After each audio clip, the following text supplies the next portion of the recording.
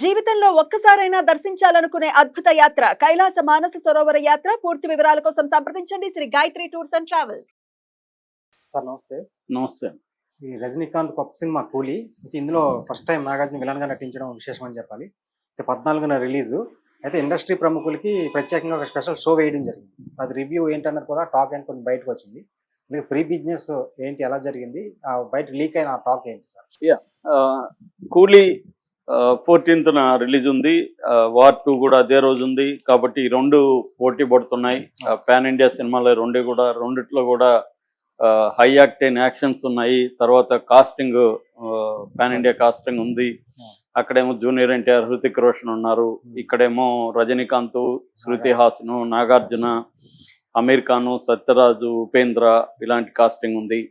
So ఈ రెండు మధ్య పోటీలో ఏది బెటర్గా ఉంటుంది అనేది వస్తుంది. ఈ నేపథ్యంలో మనం ఆల్రెడీ వార్ 2 రివ్యూ నేను ఆల్రెడీ చెప్పాను. ఇప్పుడు కూలీ రివ్యూ చెప్తున్నాను. కూలీ రివ్యూ ఏంటంటే, కూలీ రివ్యూ ఎలా బయటకు వచ్చిందంటే, కొంతమంది స్పెషల్ గెస్ట్లను పిలిచి సినిమా వేస్తారనమాట. ముందుగా అంటే ఏమన్నా కరెక్షన్లు కానీ లేకపోతే ఒపీనియన్లు కానీ తీసుకొని వేస్తారనమాట. అది మనకు తెలుసు, ఇండస్ట్రీలో కామన్ అది. అలాగా ఈ సినిమాని వేస్తారనమాట. అక్కడి నుంచి లీక్ అయిన ఇది అంటే ఇప్పుడు ఒక ఎగ్జైట్మెంట్ ఉంటుంది కదా, ఎవరో చెప్తారు. సో అలా లీక్ అయిన రివ్యూ అది. ఈ రివ్యూ చెప్పుకునే ముందు వీళ్ళ టెక్నీషియన్స్ గురించి మాట్లాడుకుంటే, ఇది సన్ పిక్చర్స్, కళానిధి మారన్, దాని తర్వాత Girish Gangadhar camera, Anirudh Ravichandran music. So బేసిక్గా ఇది మనకి డైరెక్టరు లోకేష్ కనగరాజ్. ఆయన ఒక రకంగా తమిళ్ రాజమౌళి అంటారు ఆయన్ని. ఎందుకు అంటారంటే, రాజమౌళి లాగా బిగ్ సినిమాలు తీయడం కాదు, రాజమౌళి లాగా విజయం, దాని ఏమంటారు, ఓటమి ఎరుగని డైరెక్టర్ ఆయన. పైగా ఎవరి దగ్గర పని చేయలేదు కూడా. రాజమౌళి లాగా చాలా ఏళ్ళు పనిచేసి వచ్చిన వ్యక్తికి కూడా కాదు ఆయన. ఒక అచం తవిర్ అని 2012లో ఒక చిన్న షార్ట్ ఫిల్మ్ తీశాడు. దానికి అవార్డులు వచ్చాయి. దాంతో ఏం చేశారంటే, ఒక యాంథాలజీ అంటారు, కార్తిక్ సుబ్బరాజు ఒక యాంథాలజీ తీస్తున్నాను, అందులో ఒకటి నువ్వు అని అడిగాడు. అది అవియల్ అని యాంథాలజీ పేరు. అందులో కలం అనే ఒక షార్ట్ ఫిల్మ్ ఈయన తీశాడు. మళ్ళీ దానికి మంచి పేరు వచ్చింది. దాని తర్వాత మానగరం అనే ఒక సినిమా డైరెక్ట్ చేశాడు. దాని తర్వాత ఖైదీ, కార్తీతో. ఖైదీ అనేది వెరీ లో బడ్జెట్, ఒక 60 రోజుల్లో షూట్ అయిపోయింది. ఒక నైట్ లో జరిగే కథ.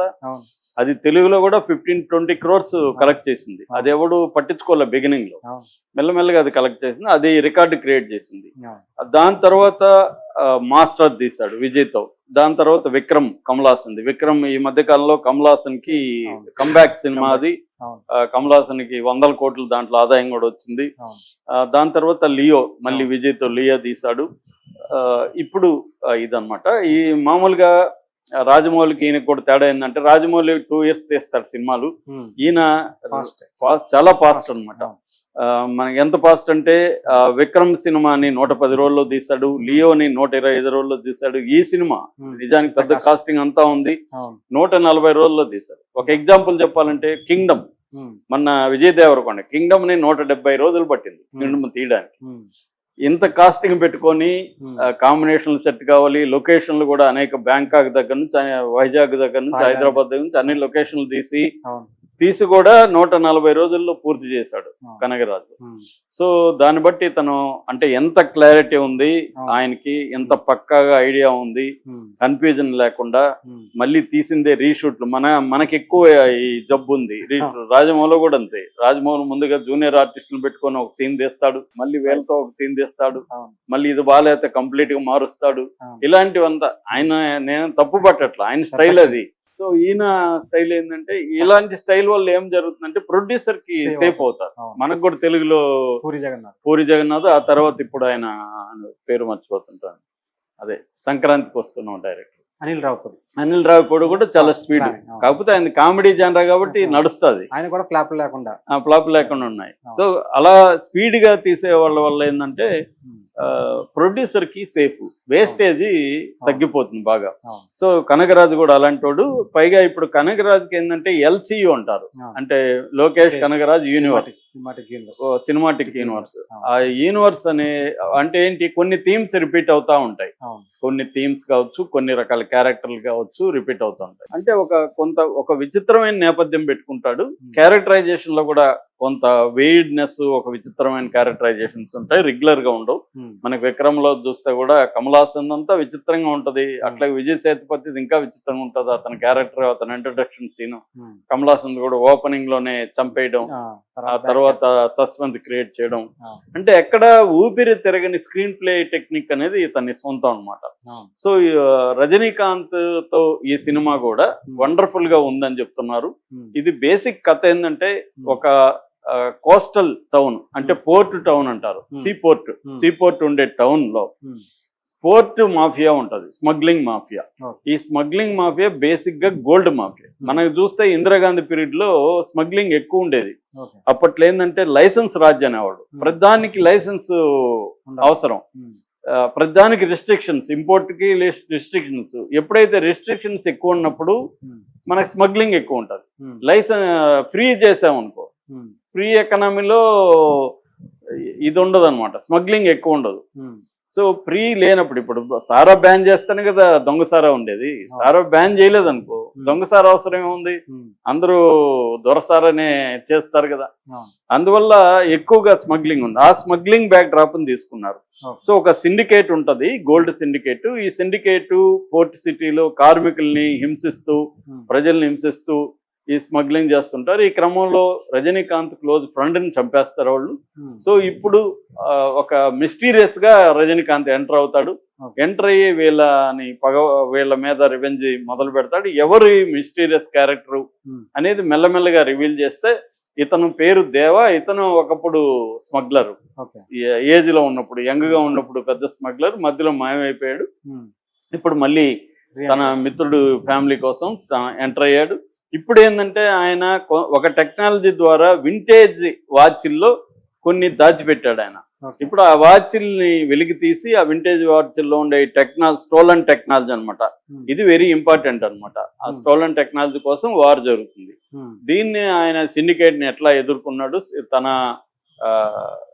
ఒకప్పుడు తనకు కూడా ఈ స్మగ్లింగ్ ఎక్స్పీరియన్స్ ఉంది కాబట్టి తను ఒక టీం ఫామ్ చేసుకున్నాడు. తను ఒక టీం ఫామ్ చేసుకొని ఈ విలన్ టీం ని ఎలా ఎదుర్కొన్నాడు అనేది బేసిక్ గా స్టోరీ లైన్. ఇది అంటే వినడానికి ఓల్డ్ గా ఉంది కానీ స్టోరీ లైన్, ఎందుకంటే మనం బ్లాక్ అండ్ వైట్ నుంచి ఇలాంటి ఉన్నాయి. కానీ దీంట్లో క్యారెక్టరైజేషన్, నడిపిన స్క్రీన్ ప్లే పద్ధతి చాలా కొత్తగా ఉందని చెప్తున్నారు. రజనీకాంత్ కబాలి తర్వాత ఒక నట విశ్వరూపాన్ని దీంట్లో చూపించాడు, విజృంభించాడు రజనీకాంత్ అని చెప్తున్నారు. అన్నిటికంటే దీంట్లో హైలైట్ వచ్చి నాగార్జున క్యారెక్టర్ అని చెప్తున్నారు విలన్ గా. మన కనగరాజు మొన్న కూడా మీటింగ్ లో చెప్పాడు, నేను నాగార్జున కలిసినప్పుడు ఫస్ట్ డైలాగ్ ఏంటంటే, సార్ మీరు విలన్ గా చేస్తానంటే కథ చెప్తాను, లేకపోతే టీ దాగి వెళ్ళిపోతాను అని చెప్పాడని.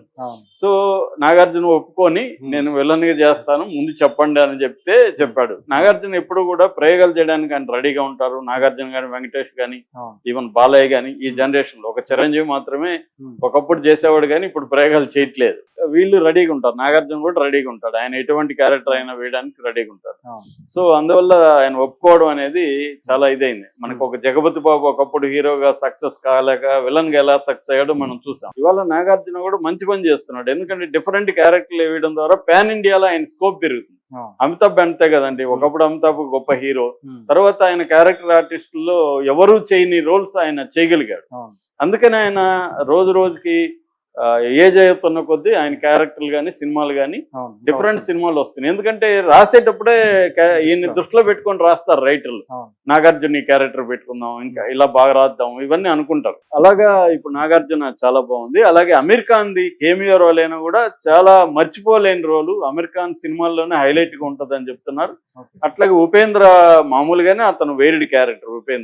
ఉపేంద్ర అంత విచిత్రమైన క్యారెక్టర్ మనం సినిమాల్లో చూడం. మేము అప్పట్లో బెంగళూరులో ఉండేవాడిని. నేను attack on assault on census అని పేరు పెట్టాం మేము. మన సెన్సస్ మీద అటాక్ చేస్తాడు ఆయన. అంటే ఇలా ప్రశాంతంగా చూడనీడు, తిప్పుతాడు, ఫ్రేములు తిప్పుతాడు, మ్యూజిక్ వేస్తాడు, బూత్ డైలాగులు ఉంటాయి, ఆడవాళ్ళని కాళ్ళతో తన్నే హీరో నేను ఈయన్నే చూశాను, ఇలా అంతా ఉంటది. కానీ ఆయనకు మాస్ అప్పీల్ ఆయనకు ఉన్నట్టు, నేనైతే ఒక ఏ అనే సినిమాకి వెళ్ళినప్పుడు ఆ బెంగళూరులో ఉండే కార్మికులు, రిక్షా పుల్లర్స్, లంపెన్ యూత్ అంటారు, వాళ్ళందరూ అక్కడ ఉన్నారు. ఒక్క మహిళ లేదనమాట ఫస్ట్ డే. అసలు అంతమందిని కార్మిక వర్గాన్ని నేను చూడడం అనేది ఫస్ట్ టైం థియేటర్ దగ్గర. అంత ఫాలోయింగ్ ఉంటది అన్న. ఆయనకి ఒక విచిత్రమైన క్యారెక్టర్ ఉందని చెప్తాను, బ్రహ్మాండంగా ఉందండి. ఓవరాల్ గా సినిమా మాత్రం 100% హిట్ కాదు, బ్లాక్ బస్టర్ అవుతుంది అనేది చెప్తున్నారు. ఇక బిజినెస్ విషయానికి వస్తే కూడా దీని బడ్జెట్ 400 కోట్ల పైన అయింది. కానీ ప్రీ రిలీజ్ బిజినెస్ అంటే ఇంక్లూడింగ్ ఓటీటీ 120 కోట్లు అయింది. మిగతా అది కలుపుకుంటే 500 కోట్ల ప్రీ రిలీజ్ బిజినెస్ అయిపోయిందని చెప్తున్నారు. దాదాపు ఇది 1000 కోట్ల క్లబ్లోకి వెళ్ళిపోతుంది అనేది అంచనా అనమాట. ఎందుకంటే మనకి ఓవర్సీస్ చూస్తే కూడా ప్రీమియం షోలకి వాటికి ఆల్రెడీ ఈ రోజుకి 20 కోట్లు అయిపోయింది. 20 కోట్లు కలెక్ట్ చేసింది. ఇది 20 కోట్లు అనేది వారు ఏ సినిమా లేదనమాట. ఈంది గతంలో వచ్చిన వేటయానికంటే కూడా రికార్డును కూడా బ్రేక్ చేసింది. ఇంకా 7 రోజులు ఉన్నగానే. సో ఇంకా 7 రోజులు ఇంకొక 20 కోట్లు చేసినా ఆశ్చర్యం లేదు అని చెప్తున్నారు. సో ఓవర్సీ, ఎందుకంటే తమిళోళ్ళ సినిమాలకు వెళ్ళినట్టుగా ఇంకెవరు బిగినింగ్ లో వెళ్ళరండి. వాళ్ళ తమిళోళ్ళు ఏంటంటే కల్చరల్లీ వాళ్ళకి వెరీ ఇంపార్టెంట్, సినిమా కల్చర్ లో భాగం. సో దాన్ని ఓన్ చేసుకుంటారు. ప్రపంచవ్యాప్తంగా తమిళ పాపులేషన్ కూడా స్ట్రాంగ్ గానే ఉంటది. సో అందుకని వాళ్ళందరూ తలైవా అనేది ఇంకా పోలేదు ఆయనకి. ఆయన బయట ఎంత మామూలుగా ఉన్నా సినిమాలకు వచ్చినాక మొత్తం ఆరా మారిపోతుంది. సో అందువల్ల ఈ సినిమా ఖచ్చితంగా హిట్ అయ్యే ఉంది. బిజినెస్ పరంగా కూడా 1000 కోట్ల క్లబ్లోకి వాళ్ళు ఇప్పటి వరకు ఆడ తమిళ వాళ్ళు వెళ్ళలేదు కాబట్టి ఫస్ట్ టైం 1000 కోట్ల క్లబ్లోకి తమిళ సినిమా వెళ్తుందని చెప్తున్నారు. ఎందుకంటే దానికి నాగార్జున కూడా ప్రధాన కారణం అని చెప్తున్నారు. సో చూడాలి ఏం జరుగుతుందో. రివ్యూ మాత్రం వండర్ఫుల్ గా ఉందని చెప్తున్నారు. Thank you.